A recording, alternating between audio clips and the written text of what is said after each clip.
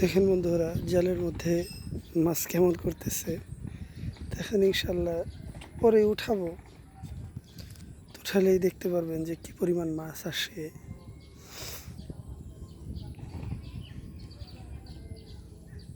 আসলে গ্রাম বাংলার যে পরিবেশ, এই পরিবেশে যদি কেউ বসবাস করে তাহলে একমাত্র মাছ ধরার, এরকম পানির মাঝে দাঁড়িয়ে থাকার, ঠিক আছে, তারপরে ফসলি জমির মাঝে দাঁড়িয়ে থাকার মজা একমাত্র সেই বুঝবে, এছাড়া কেউ বুঝবে না। এটা হলো আমাদের সেই বিখ্যাত বঙ্গবাজার। বঙ্গবাজারের পেছনের সাইডে এই জাল আমার চাচা লাগাইছে। তো আমার চাচা তখন ধরছে, তো ধরার পর সে বাড়িতে গেছে, তো বলতেছে আমাকে যে খাওয়ার মাছ নিতে চাইলে কিছু সময় ধরো।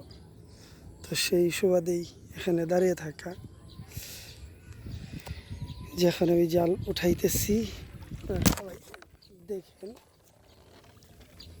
দেখ মাশাআল্লাহ প্রচুর মাছ উঠছে, অনেকগুলো মাছ উঠছে।